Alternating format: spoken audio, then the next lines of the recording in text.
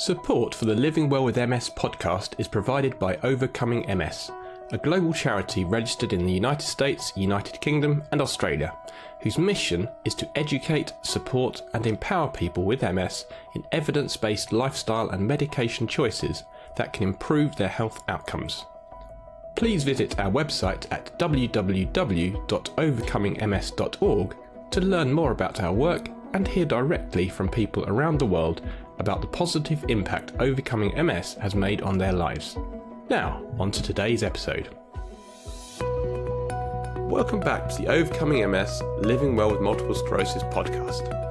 I'm Jeff Alex, and in this episode we'll be talking about the mindfulness pillar of the OMS program. Joining me for this episode is Craig Hassed.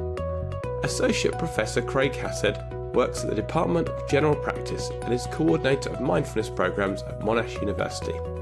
His teaching, research and clinical interests include mindfulness-based stress management, mind-body medicine, meditation, health promotion, integrative medicine and medical ethics. Craig is regularly invited to speak and run courses in his native Australia and overseas in health, professional and educational contexts. He was the founding president of the Australian Teachers of Meditation Association and is a regular media commentator. He writes regularly for medical journals and has published 11 books. Craig also featured in the documentary The Connection about mind-body medicine and wrote the companion ebook, The Mindfulness Manual, and co-authored with Richard Chambers the free online mindfulness course in collaboration with Monash University and Future Learn.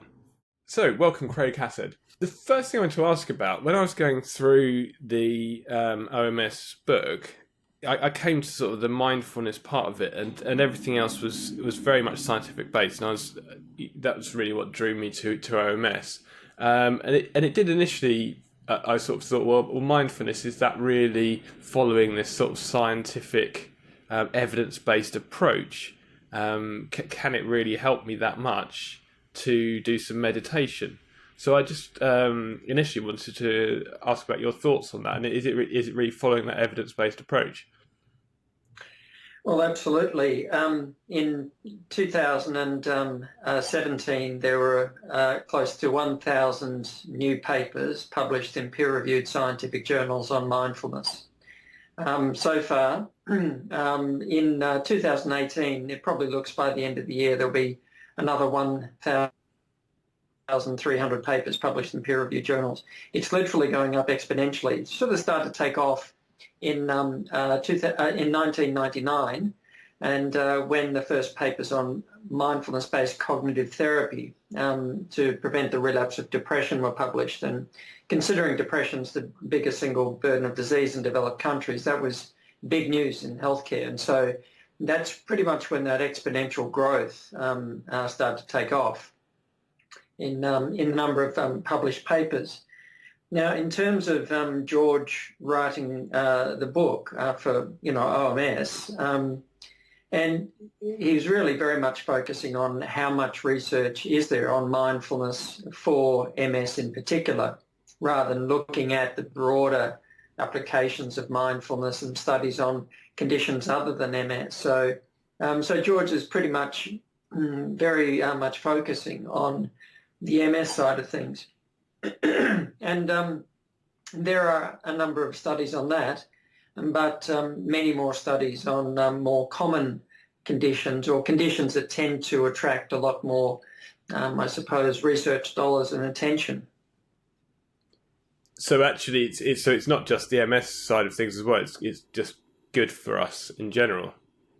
Yeah, and I mean, I can go into a number of these areas, like, say take something like depression. And so people who learn mindfulness are much less likely to have further relapses into depression. And people with living with MS are more at risk of depression, not just because of the condition, but the effects that it has on a person's life, but also some of the biological aspects of the effects on the brain can predispose a person with MS to depression. Or coping with anxiety as well. Many dozens of studies on depression, anxiety, etc. But some of the interesting things that are particularly relevant are looking at how if a person enhances their mental and emotional health, how it seems to have an effect on lowering the relapse rate for people who have MS.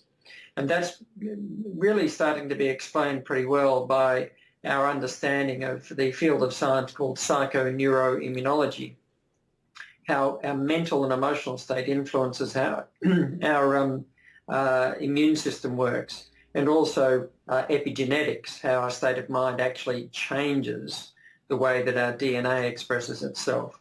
And so the studies that have looked at this have found that people with MS who learn to enhance their mental and emotional health seem to have less new lesions when they've looked at scans, or less relapses when they actually follow them over a period of time than people who've got MS who are coping poor in terms of mental and emotional health, and don't do things to enhance their mental and emotional health.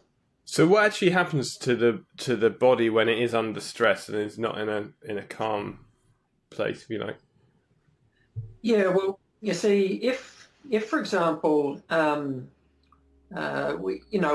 walking through the jungle and a tiger steps out of the forest and is looking at us and sizing up lunch, then we have what's called the fight or flight response.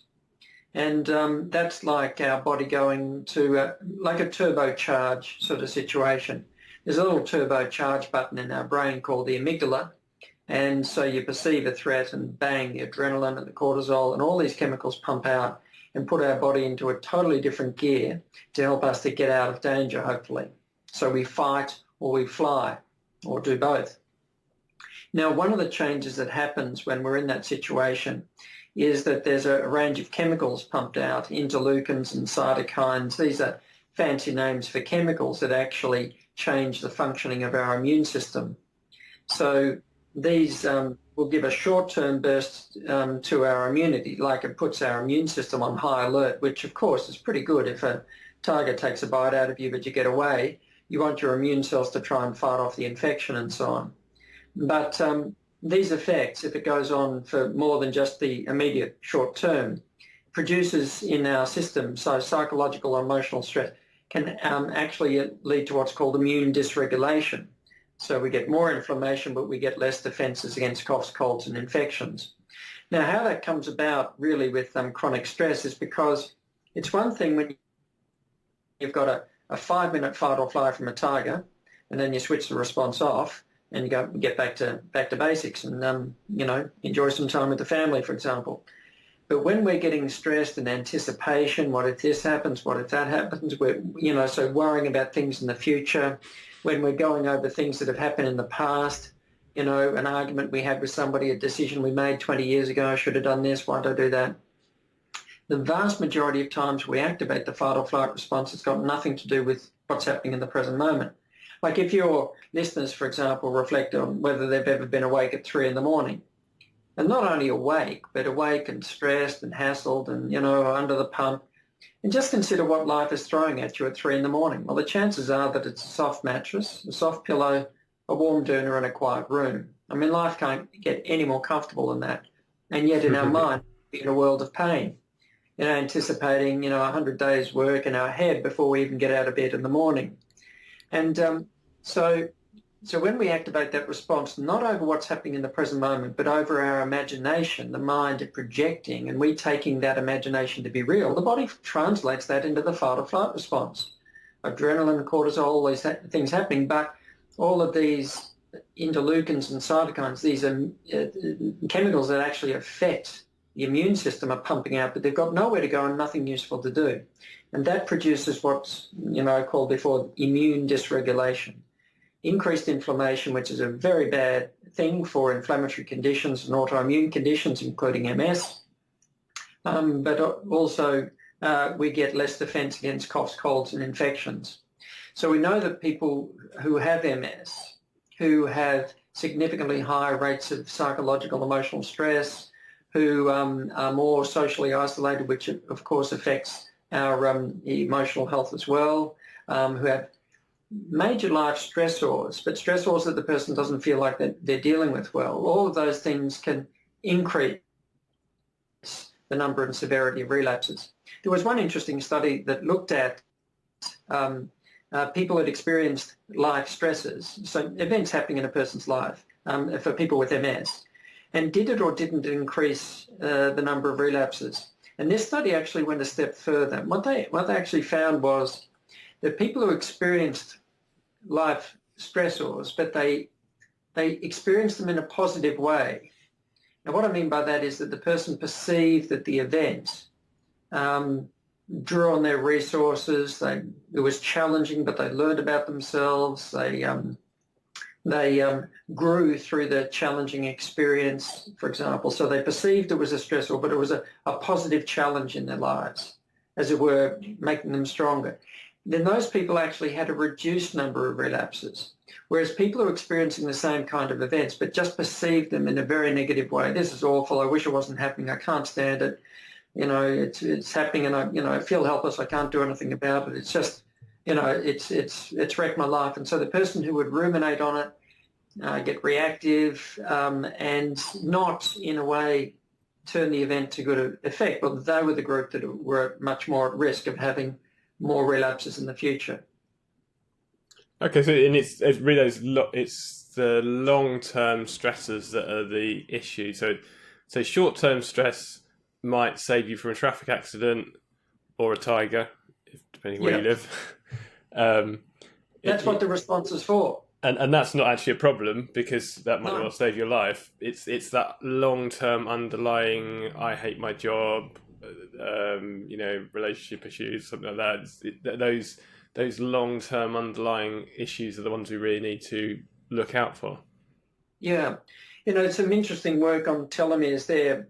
Markers bits of our DNA that are our best marker of our biological age, how fast we're aging down to the level of the DNA of our cells. And I think, one study, just to illustrate that point, that we know that psychological and emotional stress makes our DNA age fast, and that increases the risk of various chronic illnesses by shortening the telomeres. One study was looking at African American men, and experiencing racial discrimination didn't necessarily damage the DNA more. It more mattered on how the person dealt with it. So if in the study group they're looking at, if they experienced racial discrimination but they internalized it, i.e. ruminate, get angry, relive it 100 times, 1,000 times, etc., then it had an effect that was measurable down to the DNA. Those who experienced it but they, as it were, did not internalize it, did not keep reliving it and reactivating it, then it had no particularly negative effect. And I just mention that not because it's an MS study, but just to illustrate the point.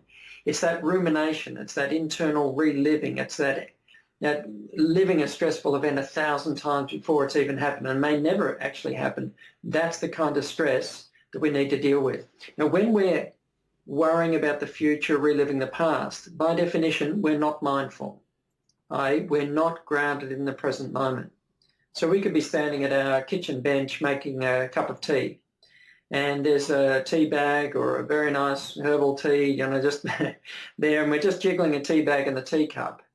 And if we're mindful, well, that's all that's actually going on in the moment. If we're not mindful, we're probably arguing with somebody in our head and anticipating a conversation we're going to have later on and wondering how I'm going to get through all of the deadlines before the end of the week. And so we turn simple moments into complicated moments because we're not mindful. We're in what's called default mode. And that's the mode of mind we go into when we're not paying attention and not grounded in the present moment. And do you, as someone who's an expert in this, do you still find that, are you always in the present moment, or do you? Because I still find all these that they're like thoughts. They come in, they're uninvited, if you like. They just appear, and it's almost not constantly, but yeah, you're in that stirring your tea bag situation where nothing is going on. Then those thoughts, that's when they come in, when nothing else is really happening. Do you still find that? I mean, is that a continual thing that you need to always be aware of? Oh, very much a work in progress. I'd be somebody that many people would, consider quite experienced in mindfulness, but that doesn't mean that the mind doesn't wander off. It doesn't mean that worries don't come into the mind. I think what happens with the with experience over time is that we get better at noticing, oh, there's worry again. Oh, there's distraction again. There's rumination. So we get better at noticing. And because we've actually noticed it a number of times and not gotten judgmental about it, but just gotten curious to see, oh yeah, well that's like a worry train of thought. Oh yes, I've gotten on that thousands of times. Oh yes, I'm really quite aware of where that goes and the futility of it, etc. So it gets easier to notice the trains of thought we get on, but it gets easier and easier, even when that train of thought comes into the mind, to start to make a choice, but do I want to get on that train? That is, to let the train come and go without being moved by it. It's not so much a problem that the thought comes into the mind. It's what we do when it's there. So we get better in a sense at being able to choose which trains of thought to get on and which ones to leave alone. Because occasionally we do have useful thoughts. About every 10 or 15 years I say with a tongue-in-cheek that we have a useful thought and it's worth giving attention to. But if we're not mindful, we get on any old train of thought and go wherever it goes. And it's interesting, studies on the brain show that mindfulness stimulates new brain cell growth. And that includes executive functioning and memory circuits and so on. It quietens down the amygdala, the stress center in the brain. But it also switches on the brain, areas of the brain associated with what's called self-monitoring and cognitive control much more quickly. So over time, a person gets better at noticing. That's the self-monitoring. Oh, there's worry, rumination. There's catastrophizing. So a person gets better at identifying. Cognitive control means the person's more able to choose to engage with it or leave it alone. And so that starts to protect the person from getting on those anxiety-provoking or depressive rumination type of trains of thought, to use that metaphor. And is it worth, if someone really can't get out of the sort of the really worry, it could be anxiety or depression or just getting really worried, and they just can't deal with this long-term stress and get out of that worry, is it worth going on to do something like counselling or getting professional help to try and break them out of that cycle? Oh, by all means, if a person, is dealing with any significant mental or emotional health issue, then by all means get some support from a mental health professional.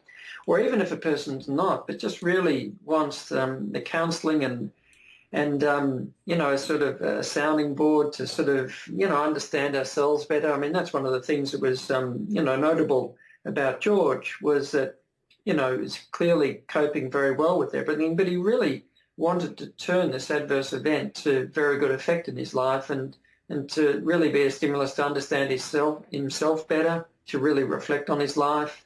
So, and I think that is a very useful thing to do. So we might want to speak to a counsellor even if we don't have anxiety or depression, but just if we want to come to understand ourselves better. And I think that mindfulness is something that can certainly very much help to facilitate that, because we will start to notice more of what's going on in our minds if we practice mindfulness. We will start to notice the distractibility of the mind.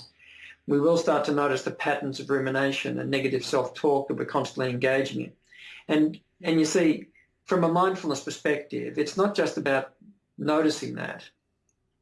We need to develop the capacity to notice, but to practice not judging it, not having to criticize it, not having to elaborate, or why do I do that? I can't stand that, and getting reactive to it. So we learn to notice it, but in a kind of a gentle, accepting, self-compassionate kind of way. But having noticed it, we then need to exercise the ability to choose what to engage our attention with. So we might be walking along the street and the mind wanders into worry or catastrophizing about something, and then we notice it. Oh, there it is again. That's okay. I'm human being having a human moment. That's okay. But we might just bring our attention back to just feeling the body walking, just feeling the temperature of the breeze just flowing past us. We might just connect with the sounds of the birds that are singing in the trees. So the senses, from a mindfulness perspective, are the gateway back to the present moment, back to reality. Because we come out of this default mode, thinking, worrying, ruminating. And that's why it's pretty much called coming to our senses, because we just reconnect with what's just happening in the present moment and come out of our dream world that we're more often than not living in. There's some other, I think, probably connected things that are talked about in the book as well, which I wanted to ask you about. One of them was faith, and it says that faith is a really useful thing. Now, what if we're not religious? Is it something that it would help to have a religious faith, or is that unnecessary? And where does faith come into this sort of mind-body connection?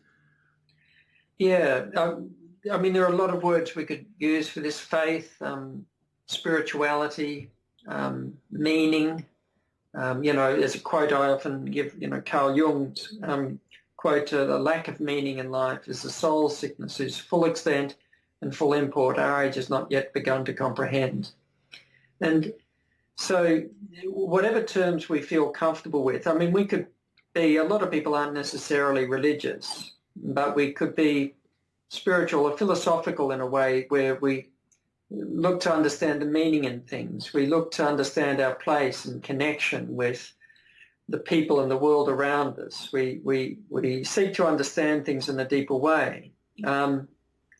Many people could be religious, but maybe not very spiritual. That is, it's just a dogma, and it's not necessarily something that really enriches their life.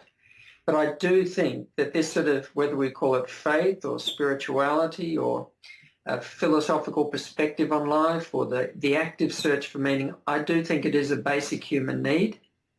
And what we know from the research that looks at it is if a person's coping with adversity in life, and especially potentially debilitating condition like MS or any other condition, a potentially life-threatening condition like cancer, for example, if a person has an active search for meaning, a spiritual, philosophical dimension to their lives, they cope better with it.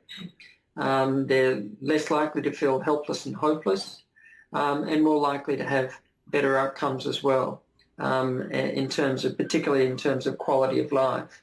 And so I do think it's one of those basic human needs that often gets ignored until life comes along and gets a great big club and gives us a whack and wakes us up, and then all of a sudden, what is really important to me? What really matters in life? And I suppose that's one of the ways in which adversity can be turned to good effect. Okay, and another sort of connected thing that's been mentioned is keeping a diary. This is one I'm particularly bad at, actually. I keep meaning to do it, but I haven't got around to it. But there's this mention that keeping a diary can actually be a useful technique, partly because you might track how you're physically feeling, and then say, actually, it was because of what I was eating or exercising or doing mindfulness techniques, and actually sort of think, well, there is somewhere that had a positive benefit. But apart from that, there's also the actual act of keeping a diary itself can actually be beneficial. Is that something you've come across? Yeah, it can be. It helps to deepen reflection. It helps us to, in a sense, get thoughts that rattle around in our head that we often ruminate on and put them down on paper and help us to be a little bit more objective about them, to kind of get more perspective on them. So it can be a great way of helping to deepen learning and insight, to understand ourselves better, to sort of, I suppose, get perspective and priorities in our life. And it's one of the things that we do, like, when we're running programs, mindfulness programs for all of our medical students and physiotherapy students, etc., at Monash, where it's a part of core curriculum. One of the things we do is that the students keep a reflective diary, and it helps them to deepen their learning, helps them to be more reflective, helps them to acknowledge the things that are important to them, to acknowledge the lessons that they're learning from their experience. So it can be a very excellent thing to do, to spend some time on a regular basis, to sit down, just quietly reflect and get those thoughts onto paper and really, I suppose, consider them in a deeper way. Excellent. I think I really do. I must do that. Actually, it's one of those things. What I should do is buy a nice diary. That would be the first step, I think.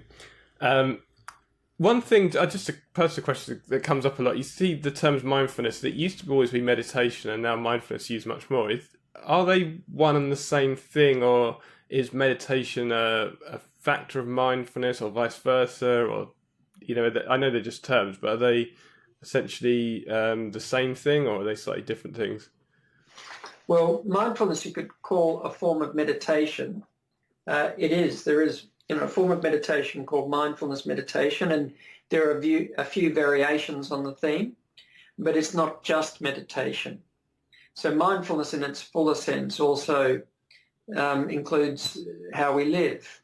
So to live more mindfully, like when we're eating, to really taste our food, to when we're communicating, to pay attention to the person we're speaking to, when we're driving the car, to actually pay attention to what's happening on the road, when we're resting in bed, just to learn to rest and just to be without having to be somebody, be somewhere, be something.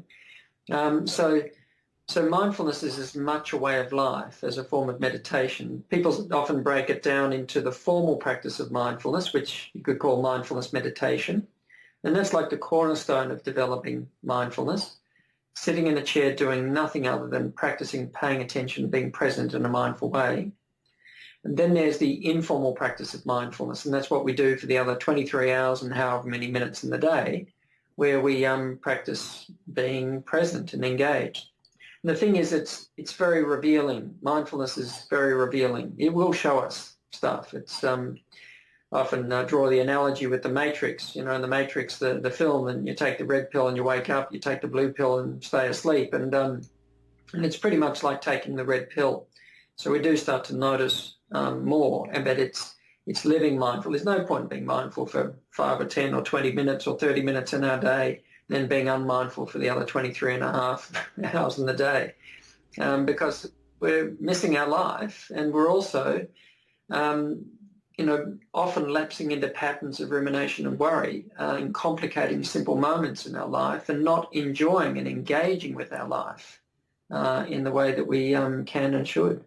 So if we aimed then to say, okay, if I did a half-hour sort of formal meditation a day, but then actually underlying the whole time try and live more mindfully, is that the aim that we're going for? That's right. So we take something like anxiety or depression. We were mentioning before. So, a person sits in the chair and notice that the mind just launches into worry, launches into negative self-talk the whole time. That's, just two forms of default mode. And the person notices that and practices being gentle with themselves. It's okay. In a sense, the more accepting and gentler, more self-compassionate attitude with which they notice that, but very gently bringing the attention back to the body, the breath, whatever the person's resting point for the attention is. And the mind goes off again, just practice very gently, bring it back, off again, practicing, bring it back. And so the person practices that. But then as they're going about their day-to-day life and sitting in the car and not paying attention to where they're driving, because the mind's thinking, oh, I've got so much work to do today. Oh, I hope this person doesn't say this, and I hope this doesn't happen. And all of a sudden the person notices, oh, there's worry, there's rumination. There it is again. So it just brings their attention back to looking at what's happening in front of them. Comes back to just feeling the steering wheel in their hand. So it's like that the person develops the capacity throughout their life to make a choice about what to give attention to or what not to. There are things worth giving attention to, but the mind comes up with a lot of stuff that's just either just a waste of time or just downright harmful. And you see, the thing is, the life that we have, if we're not paying attention, we're missing. It's like paying our money to go to see a movie and just spending the whole time in a dream world, and somebody says, how was the movie? I don't know, I didn't watch it. Mentally I was somewhere else. So and so we just pretty much waste our money. And so we have a life, and that life is not just for enjoyment, but it's also for learning. It's also for insight. And we waste all that if we're not mindful, if we're not present and aware and attentive. If I'm planning a half an hour to do the sort of formal meditation part of that each day, and there's a good. It might have come from the OMS book actually, where it quotes someone as saying, because I think the trouble is finding that half an hour in a busy life that most people in modern society lead is trying to find that half an hour. And there is a quote somewhere saying, if you can't find half an hour each day to meditate, you probably need to meditate for an hour. And I forget who the quote's from, but I think yes, Ian Gawler say something along those lines a number of times. And but is it useful to? I would tend to follow an audio track while meditating. Is that necessary, or is it useful? Would you start out doing that? I mean, do you still follow like guided meditation, or can you just eventually just do it on your own without that? Or where would you start? Would you start with that guided meditation? Well, a guided meditation can be very helpful, especially in the initial stages. I like to make a comparison. I'm sorry for all these metaphors, but it's a little bit like putting trainer wheels on the back of a bike. And those trainer wheels on the back help to, keep balance and not fall off the bike. And so the guided practice will tend to make it easier and more often than not more pleasant, because the person guiding the practice is doing two main things. The first thing is that they're providing reminders to just come back, the body, the breath, whatever form of or variation of a practice the person's using. So there's a reminder to come back. But the second thing is that hopefully the tone of the voice who's guiding the practice is being kind of gentle, non-reactive. It's not like, bring the attention back. What? If your mind goes off, that's hopeless. It's like the person's very gently, and if you notice the attention wander, just noticing, but very gently, allowing the attention to come back. So it's like this non-reactive attitude's being, in a sense, internalized during the practice. Because what we'll notice is if we experience something like anxiety or anger and we get frustrated and irritated and try desperately to make it go away and get rid of it and fight with it, what we'll notice is that it escalates it. It takes it to a whole new level. And so we're learning that attitude is really important. So the guided practice helps, certainly. But ultimately, we want to be independent. We want to internalize that awareness and also internalize that non-judgmental, self-compassionate kind of attitude. And so when you practice without the guided practice, it's oftentimes not quite as easy. Mind goes off more and we get a little bit more judgmental with ourselves. And so to that extent, it looks like, well, that's the less successful practice. But if we actually reframe it and say, well, trainer wheels on the bike, trainer wheels off. Which one's easier and more pleasant? Oh, trainer wheels on. Which one's going to train your balance more? Oh, trainer wheels off. And so practicing without the guidance, once we're familiar with it, the technique, etc., is ultimately the best practice, even though it's not always as easy and as it is with a guided practice. And it's another important thing, on this topic, is that many people get very critical of themselves. So they try to practice it, and there's some idea I'm meant to be in a bubble of bliss. I'm meant to make all my distracted thoughts go away. I'm meant to just be totally calm and at peace and one with the universe and everything else. And I sit down to practice mindfulness, and my mind is all over the shop and get critical and judgmental about that. And then, I tried it. It didn't work for me. I tried it a couple of times. It didn't work for me.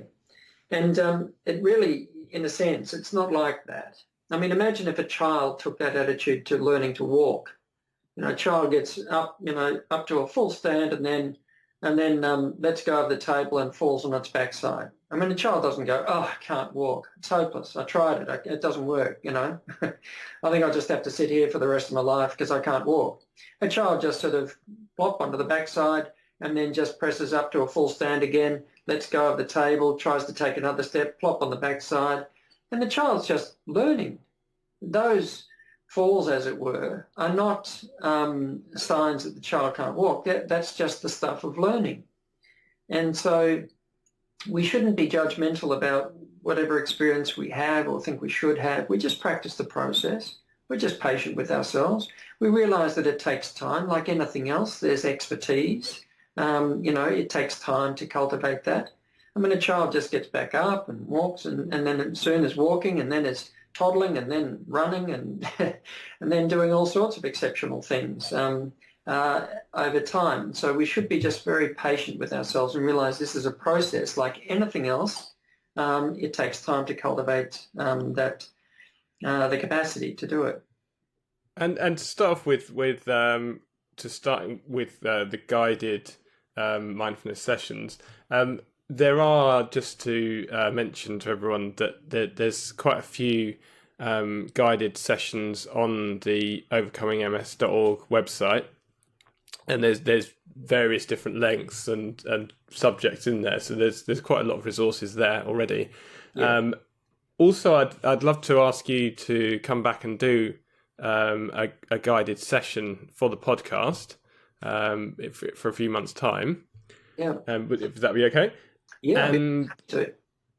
And also, because I've also come across a mindfulness course that you've been involved with at Future Learn, which is a free mindfulness course that you can sign up to, which I believe just continues. I think when one course finishes, it just starts again the next month or something, I believe. Yes. If you want to mention a little bit about that.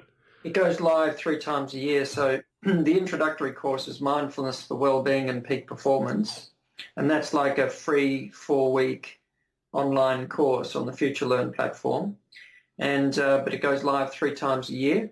And for those who've done that introductory course, then there's Maintaining a Mindful Life, which is like a 4-week extension, which a person could do, which is free also. And so I'd suggest start off with the Mindfulness for Wellbeing and Peak Performance one first, and then move on to the other one, which has got, some more, how should we say, some topics that really do require a basic experience in mindfulness. But that's a totally free course, and there are some great resources as well. There was a big review of the best of all the mindfulness apps in the world, and in a journal, they were reviewing them, and the best in the world was the Headspace from the UK, and second top was Smiling Mind, which is based in Melbourne. But those two, according to a whole range of criteria, were found to be the most excellent mindfulness apps. So those kinds of things can be great resources to use as well. Excellent.